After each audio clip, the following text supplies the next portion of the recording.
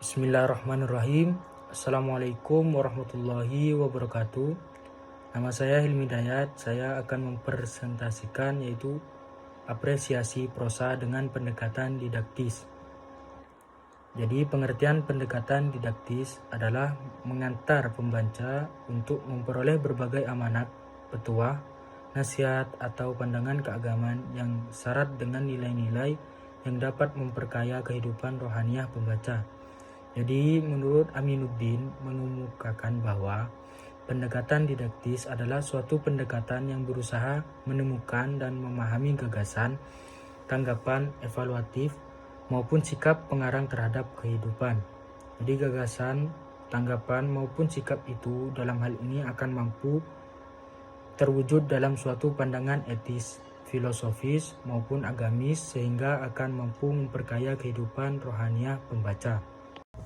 Kemudian selanjutnya yaitu langkah-langkah atau penerapan pendekatan didaktis beserta contoh pendekatan didaktis dalam prosa. Itu yang pertama, aspek religi. Aspek pendidikan yang bersifat keagamaan sehingga pembaca bisa memetik hikmah dari kejadian-kejadian, perilaku, sikap, pandangan, dan watak dari tokoh utama, termaksud hubungannya dengan tokoh-tokoh lainnya. Seperti contohnya yaitu Tuhan memanggilku untuk menjadi apa adanya diriku saat ini dan berbuat secara maksimal bagi setiap makhluk yang diciptakannya. Kemudian seandainya nanti Tuhan mengizinkanku untuk menemukan sesosok itu, aku yakin akan menikah. Jadi sekilas pengkaji membaca cerpen karya Habib Joseph Aloysia yang berjudul Panggilan Hidup. Pengarang memberikan watak dalam tokoh utama memiliki kepercayaan yang kuat bahwa segala hal telah ditakdirkan Tuhan termasuk jodoh dan pekerjaan. Selanjutnya yaitu aspek moral. Yaitu aspek moral di sini merupakan aspek yang berkaitan dengan sikap, akhlak, budi pekerti yang dapat diambil dari suatu cerita tersebut. Seperti contohnya yaitu setidaknya aku sadari kau dan mereka memiliki maksud yang baik untukku.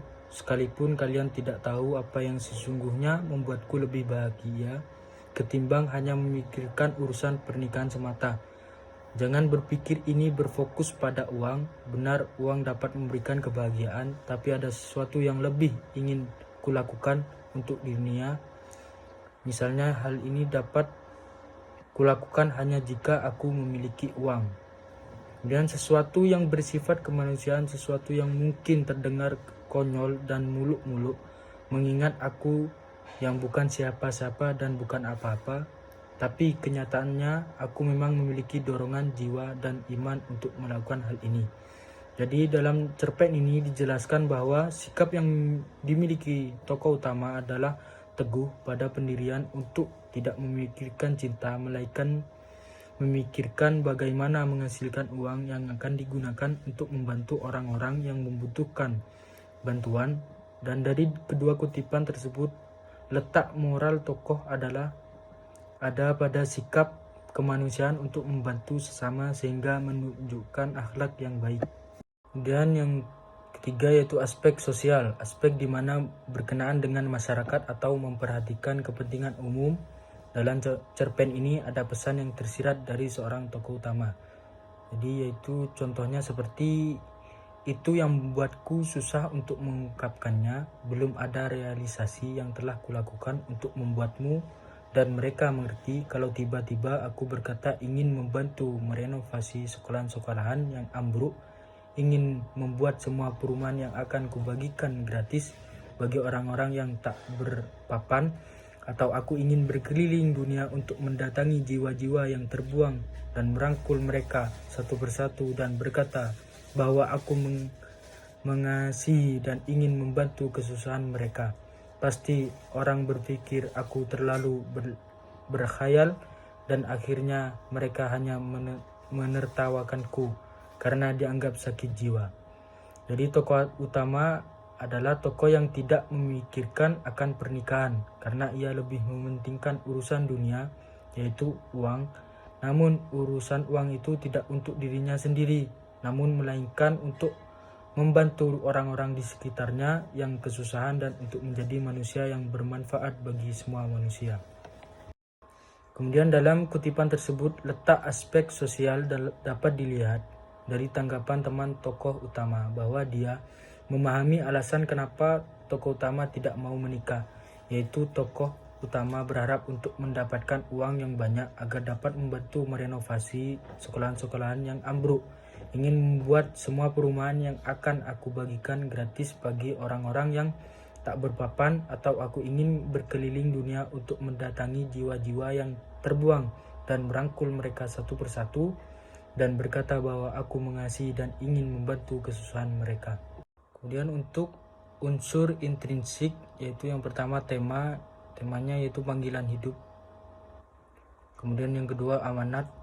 Yang pertama kepercayaan kepada Tuhan bahwa segala hal itu telah ditakdirkan oleh Tuhan termasuk jodoh dan pekerjaan. Dan yang kedua, sikap kemanusiaan untuk membantu sesama sehingga menunjukkan akhlak yang baik. Kemudian yang ketiga, tokoh tersebut mementingkan urusan dunia karena urusan uang tersebut bukan untuk dirinya, namun untuk membantu orang-orang di sekitarnya yang kesusahan dan menjadi manusia yang bermanfaat bagi semua manusia. Kemudian untuk tempatnya yaitu di rumah, untuk waktunya yaitu beberapa tahun yang lalu. Kemudian yang kelima alur maju dikarenakan menceritakan sebuah kejadian atau sesuatu yang dia inginkan untuk kedepannya. Kemudian yang keenam sudut pandang, yaitu sudut pandang yang digunakan adalah pengarang menjadi tokoh utama. Dan kemudian gaya bahasa, pengarang memiliki sebuah pemanfaatan kaya yang sangat baik sehingga bahasa menjadi sedikit lebih sulit untuk dipahami. Jadi apabila ada tutur kata yang kurang berkenan atau ada kesalahan, saya mohon maaf. Wassalamualaikum warahmatullahi wabarakatuh.